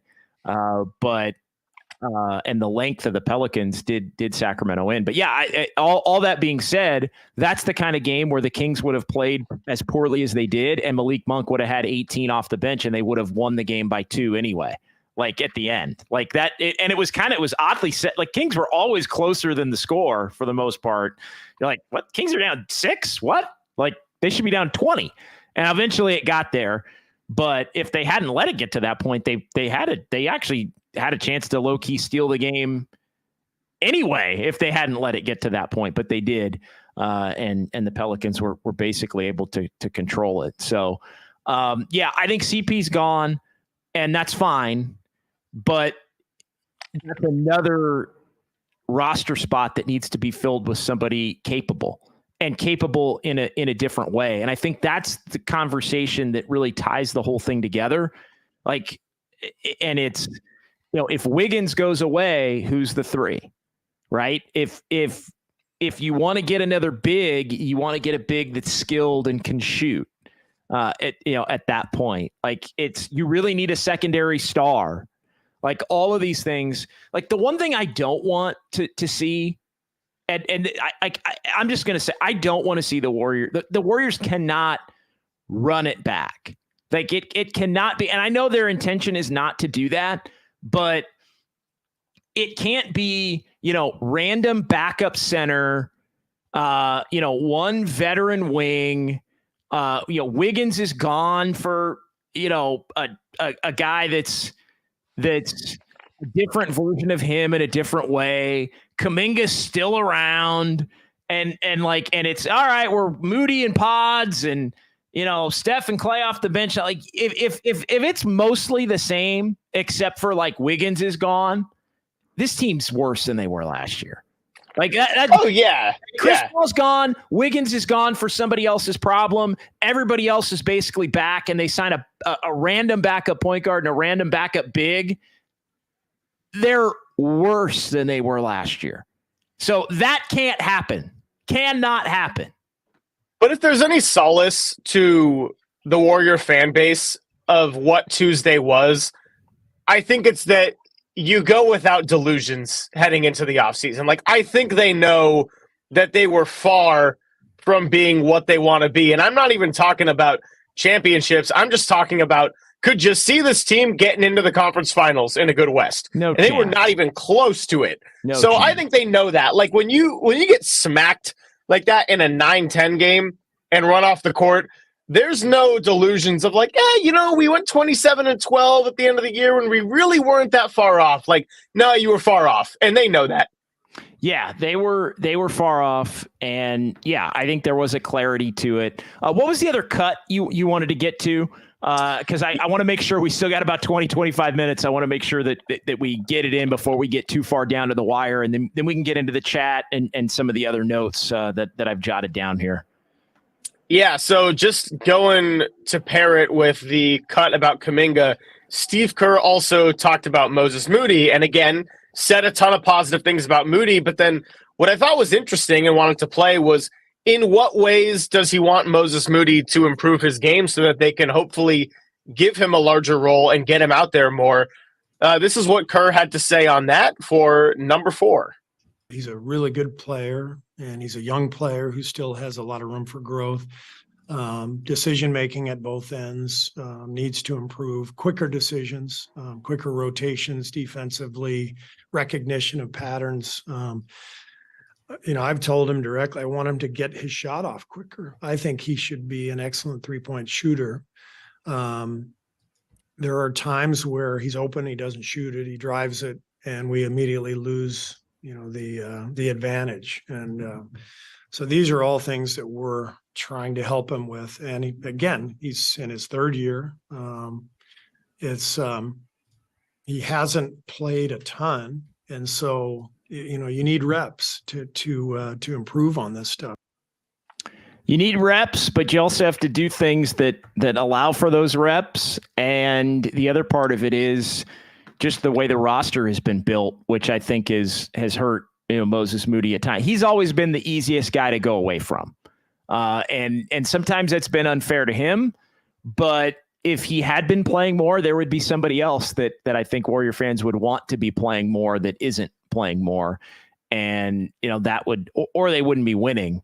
Which, I know I know there is, you kind of looked at me, there is that certain portion of the fan base. It's like, well, he should just be playing instead of Wiggins and he should just be playing instead of Podziemski. But it's, night to night, there are times where if Wiggins and Podziemski are playing a certain way, they help you more than Moody when Moody's playing well. So it is a little bit of a tricky fit. I like Moses Moody. I would keep Moses Moody. I think he showed he's unaffected by the environment again. He did it in Sacramento. It's just a chaotic, raucous environment. The Warriors came out and were just they looked like they'd never. I mean, they were just so sped up and out of control. And Moody was the opposite of that. And it was the same thing that happened last year in that series, in that building. And so Moses Moody's somebody that I think can be a 16-game player. The problem for Moody is I don't think we know that he can be an 82-game player, and that's the weird conundrum that he faces. But he's useful. I wouldn't be surprised if he goes in and is like, "Hey, you guys got to get me out of here. You're hurting my earning potential." Which that's a conversation for the organization and the player agent to have. But I got to think Moody's pretty frustrated with the fact that he hasn't been more a part of things, and the fact that, he's somebody that frankly isn't going to get the second contract that he probably thought he would, which, that's not nothing. We can dismiss that, hey, whatever, but it's about the team. It's about the team. It's about the team. But the reality is players, that's important to their livelihood. Moses Moody was life-changing. He was a first-round pick. And, and he went to the Golden State Warriors. Moses Moody thought he was going to be getting paid a lot more than he's going to wind up getting paid, when he gets his second NBA contract. Oh, yeah, no, you're right. It's life-changing, that first contract beyond a rookie deal. So it's not nothing at all. I do like Moses Moody. I'm with you. I think that Moses Moody, his temperament is unbelievable. I think his ability to just act like a pro, hit the nail on the head. That's 2 years in a row now where he's gone into raucous environments and just been unfazed by it and played pretty well. So he can be a 16-game player, and I think he can contribute in big games.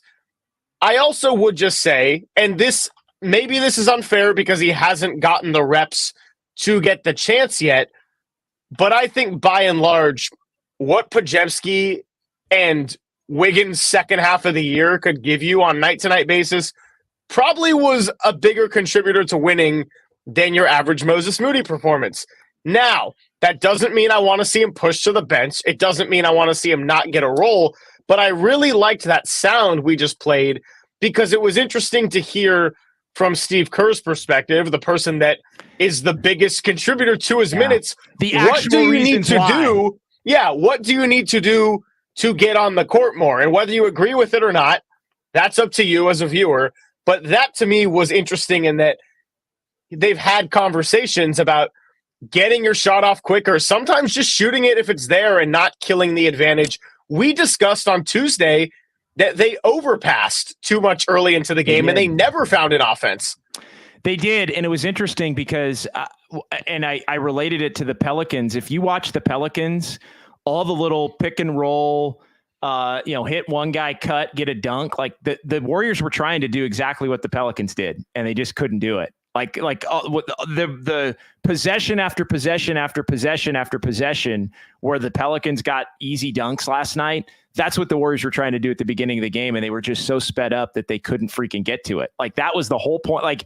It was like the Pelicans just had the personnel and the patience and the calm to be able to, and maybe the athleticism in addition to it, to be able to just get to, and they turned it over early. If they had turned it over that way in a road game, maybe they get down 18-2 and it ends up being a different a different conversation, or you get down big and the crowd kind of swallows you up. But they were able to have patience. It was funny. It was just, I know that's kind of an outlier thing, but it was one note that I made just watching the Pelicans last night. All of those easy baskets the Pelicans got against the Kings, which a lot of teams do against the Kings. Like the Kings were really overplaying last night, and you got to use that to your advantage. And they were really overplaying against the Warriors, and the Warriors tried, and they got swallowed up by it. They turned it over early. And then I think once they got behind, it was like, uh-oh, you got to play twice as good to be able to come back. And you got to make some freaking shots, which they didn't know, or which they didn't do. But yeah, the Moody point is spot on. Like I at this point, as far as Moody goes, I could see him being brought back, and the intent being that he's going to play more, and maybe it happens, maybe it doesn't, but a lot of that's going to be on Moody, and a lot of that's going to be on the roster, the roster composition overall. But I'd like to see Moody back. I also could see Moody potentially being a throw-in type player in a deal for somebody else. It's interesting. I know Mike Dunleavy was talking about the overall roster and how they built all this depth because they had so many injuries, and then they had a lot fewer injuries this year than they did in the last couple of years. And so the depth that they had maybe, wasn't deployed in ways, and it made it harder for certain players to get the minutes they want and all of that. You still need to have the depth. And like this team is old still at its core. And so you have to have that, like, do not. And I know Dunleavy even said, hey, I don't think the answer is going the other direction on that, because then if you get injuries, you're screwed. And that would be the case.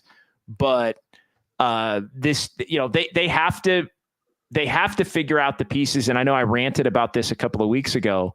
It can't take them half a year next year to figure it out. No matter what they do, it can't, because that's 2 years in a row.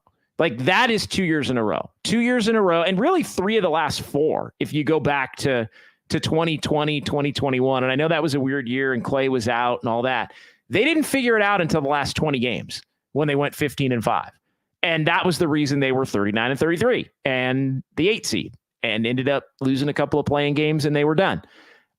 Last year, it took them until they held on the whole year, but it took them until like April. And then they won like 5 in a row, and it was like, okay, we're good. We're playing the Kings. We've got more experience. We'll win. And they did. And then they had nothing left for the Lakers.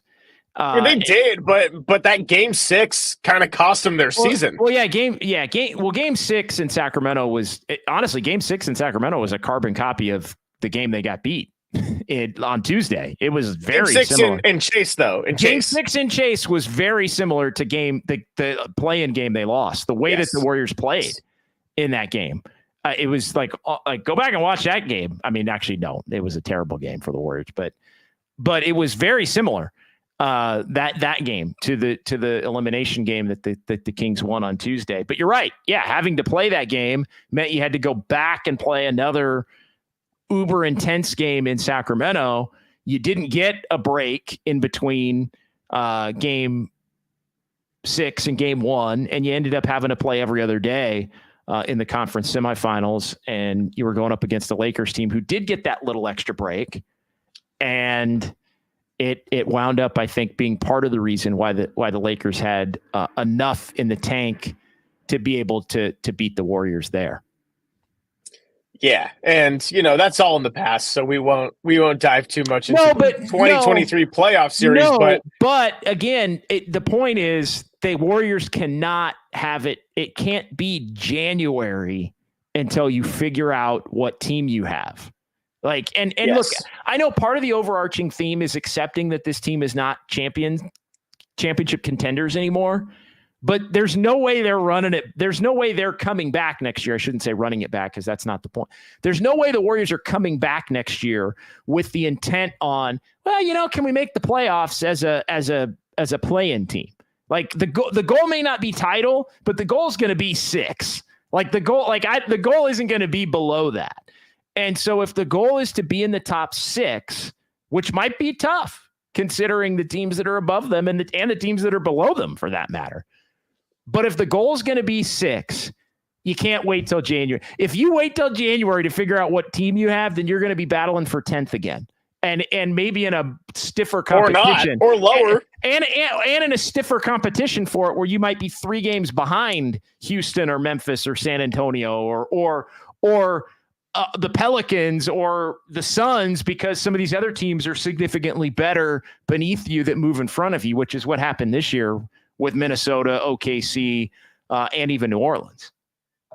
Yeah, no, the West is not getting easier. It is a brutal reality for Warrior fans to have to kind of digest right now. And it doesn't mean that they're a team that is destined to stink next year, but they got to do something to at least make that goal be 6. Like, it's not black and white between you are what this year or you are what you were in 2022 with a championship. It's like, no, you could be somewhere in the middle, but you got to be at least competitive while you have what you have left of Curry and Green and Kerr and maybe Klay. You think Klay comes back? I do. I think it's I totally do. dictated on the money, but go ahead. Give me your thoughts on that. I do think he comes back. I do think that the path of, and not that like this is necessarily one or the other, but if we're going to talk about, you could kind of branch off toward like loyalty and legacy and history, or just like, screw it, it's a business. I think the Warriors have always kind of leaned a little bit toward the loyalty side.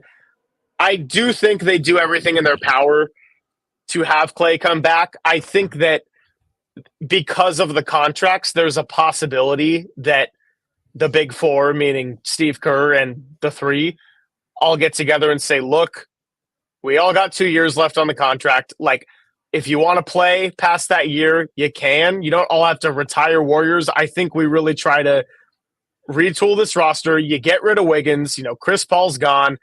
Figure out what to do with the young players and just like last dance it a little bit with the last 2 years and see what you can do about it. Yeah. And I don't know what Klay is going to think in terms of how much you're going to offer me, how much of a pay cut am I willing to take just in terms of the pride factor. Do I need a fresh start mentally? Like, I can't answer these questions for Klay Thompson, but if I had to guess right now, I do believe he'd come back on a 2-year deal. And I think they all try to find a way to finish this together because of what they built. I wouldn't be stunned if it goes the other way, but if I have to pick a route, I think they really try to prioritize bringing Klay Thompson back. Yeah, I think it's going to come down to the money. I think if there's a team that offers significantly more, I don't think he's going to take significantly less. I think he might take a little less if he wants to ride it out these last couple of years. I think $20 million a year is the absolute minimum. Maybe the Warriors get away with it by giving him a 3rd year. If hey, we'll pay you $20 million for a 3rd year, and that can be your option, but that's going to be down the line. Obviously, and that would be tradable at that point too. If the Warriors were finding themselves into much more of a legitimate rebuild. But yeah, I think if there truly is a team that offers him $30 million, or some of the reports about Drew Holiday's contract, and I mean, like, what? Like, there was a report yesterday about the Drew Holiday. I think it was just Zach Lowe mentioned it on a podcast or something, but it was like the Warriors and Klay kept an eye on Drew Holiday's contract as it related to Klay. I'm like, Klay's not getting $135 million or whatever the hell Drew Holiday just got. But yeah, so to kind of, I do want to spend a few minutes in the chat, Greg, and I think I'll let you kind of pick because you're controlling it. Although there were a couple I wanted to get to. CA was asked how many radio lives have you had? I've had 3. I had 3 radio lives, CA. And happy to be in my 3rd. I also want to run down just kind of, big picture, like Steph and Draymond are back. I think TJD is back, but they're looking to upgrade the starting center, possibly, or at least get a center. I think they're looking for a center that has a shooting, paint clogging type of skill set. Different than TJD, different than Looney, different than than Draymond, obviously, when Draymond's playing the center. I do think they're going to look to trade Wiggins hard. I think they told us that. I don't think it necessarily means they're going to, but I think there are going to be a lot of Wiggins rumors. Like, I think they're going to look to trade Wiggins. I think they're going to look to trade Wiggins more than they're going to look to trade Kuminga. But but if they're going to look to get a second star, they're going to have to put Kuminga in that deal.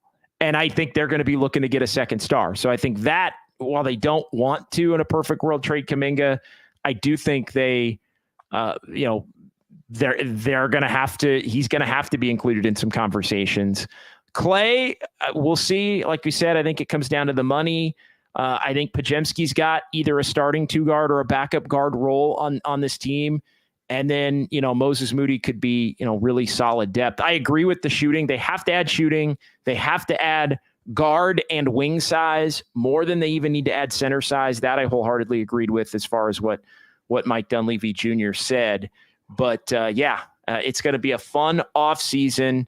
Next up, although it is a formality at this point due to the percentages, next up is going to be the lottery on May 12th. Do the Warriors get to keep their pick? I kid. I mean, they're probably not going to get to keep their pick. It's what, top 4 protected. There's going to be a lot of rigged accusations if that ends up being the case, and I would understand. So, well, and it also they're going to have a coin flip with the Kings, I think. And again, it's the Blazers who own the pick, but then they split the odds, I think, because of they split the odds because of the tie, I guess. But yeah, the Warriors have a 3.4% chance. They have a 0.7% chance of, they have a 3.4% chance of keeping their pick. So we'll put it that way. They have a 1% chance of being 4th and keeping it. They have a 0.9% chance of it being 3rd and them keeping it, a 0.8% chance of being 2 and them keeping it, and a 0.7% chance of them getting the number 1 pick and being able to keep it. So 96.6% chance that they do not have their pick when the lottery comes May 12th. All right, I'll be keeping that on my calendar. Let's get to some chats, Greg. I'm just going to hand it to you and some final thoughts. We got about 6 minutes or so.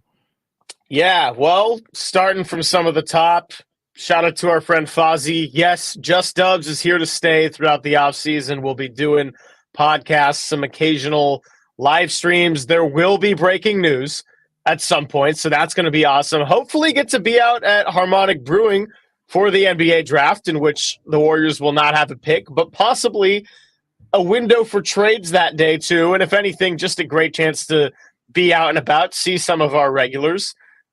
Just kind of keep going down. There was a lot of discussions about Klay's contract. Irwin says he thinks that over-under on the contract average is probably around 24 a year. Yeah, I think that's a pretty good ballpark, Irwin, for sure. It's a good number. I would set it at I would set it at 23.5, 24. I would probably set it at like 24.5, 23.5, 24.5. It's good. It's a good number. It's a good number. Douglas Mikes is hoping that Klay gets offered a big bag and walks out. So that's the overarching point is, yes, if somebody does offer Klay the big bag, then the Warriors do have to say bye-bye. Like that, like they cannot do that. They cannot pay the extra freight just to keep him. It hamstrings him in too many other ways.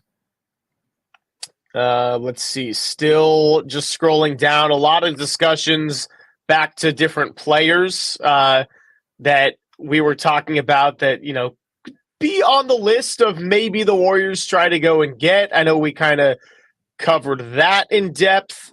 Rockin' New Era added DeJounte Murray to the list of possible guys via Ethan Strauss, long famed Warriors reporter, and now kind of doing his own thing on Substack. interesting. Just need more shooting, more perimeter shooting, and trade for DeJounte. DeJounte Murray's interesting. He'd be an upgrade in the backcourt, but they would need shooting. You know, it couldn't be DeJounte Murray and then you're playing Kuminga at the 3. Like you would need a Bojan Bogdanovic at the 3 if you're going to have DeJounte Murray and Steph basically be the backcourt. That's an interesting one. Yeah, I'm going to run this break real quick, so I'll let you keep going. Yeah, do your thing. I can read a couple. Irwin, JD, pride cuts both ways. Does Klay want his last game to be a Warrior be such a poor performance? I do think that was part of the equation that we didn't touch on earlier as to maybe he comes back. I don't know. And look, there's time for cooler heads to prevail, and there's time for Klay Thompson to figure it out. And, I do think having the 2-month lead up basically to free agency helps cooler heads to prevail. Like, I don't think Klay's truly going to be thinking about that being his last game 2 months from now, and the legacy and what that means. And that's good because you don't want to make big time decisions either way, based off of what truly was a one-off game. We can talk about the ramifications of that game and what it means or erases, as we've done here for the last 2 hours, but nothing should be hard cut on Tuesday only. You know what I mean? Because it truly was the worst game the Warriors have played, I think, since the Boston game back in the early part of March when they got blown out in Beantown at the end of that long trip. Let's see. Yeah, a lot of good back and forth today. Fozzie and Irwin and Judith. Big thanks to everybody who chimed in. G. Taylor. Steph could never consistently stay in front of anyone. Yeah, that was absolutely a problem. Dumpster Fire Dan. They need to get off of Wiggins. Do it at your own peril. I understand the sentiment. Again, I've said it a bunch of times. The Warriors are going to look to trade Wiggins. I think they're going to look around and see what can we get for Andrew Wiggins. They're going to be their mindset. What can they get for Andrew Wiggins? And, even if it is a different version of the same kind of a player, because they also have to have the internal conversation about whether it's worth keeping Wiggins and having Wiggins potentially be unavailable or disconnected. Like, as much as we've talked about, we've defended him in the personal issue. Once you get to the offseason, you have to figure out exactly how much that truly matters. So, yeah. Yeah. And just to close it out, CA asked me my thoughts on Kerr saying he needs to switch up the offense, and kind of paraphrasing what he said. Really good question, CA. I think what I would tell you just at this point, so early into the offseason, it's that he's got to simplify it and kind of dumb it down for some of the younger players because of how much more they've relied on them. What I would also say is that I can give you a much more detailed answer when we kind of see what roster tweaks they make. Like, how they shape this roster, I think is going to give me a better answer to that question. I also think it's a really good question. Lastly, Judith, 48 watching, but only 11 likes. Yeah, thank you, Judith. We'll get those likes numbers up. And big thanks to everybody. Like, this has been awesome. We started this 18 games into the season. JD and I are going to have a big post-season meeting and figure out how to make it even better. We're going to square off, go face-to-face, because we're already so sick of each other. No, I'm kidding. It's gonna be us against management, and we're team you guys. So we're gonna win, and we're gonna win. And we're gonna win. Yeah. Yeah, we're going to win. Thank you, Greg. It's been an absolute pleasure this season, jumping in on this thing on November the 30th with our first game and then taking it all the way through the game on Tuesday and through today. Thank you to everyone in the chat, all of the regulars. I can't thank you. I know this show, obviously with the timing, and sometimes we're on the air and sometimes we're not. This show's become, I think, a little bit more of a cult following that even our Dubs OT shows. Where we've had hundreds in the room at a time and a big time chat. We're bringing this thing back in a big time way though next year. And Just Dubs will live on in the podcast form as we talked about. Look for this show in the podcast form. And yeah, bigger and better for 2023-24. But again, we're not going anywhere. At KNBR on Twitter, at KNBR on Instagram as well. And, you can follow me. Our handles for Twitter are up there as well. If you're into Threads, I became more active on Threads. Greg's pleased about that. And then here's the deal. I know we got to go. I'm running a little over. We're going to keep you updated on when we're going to be on and provide the links and all of those different things. So we're not going anywhere. We'll talk to you soon. For Greg, I'm JD, KNBR, the sports leader.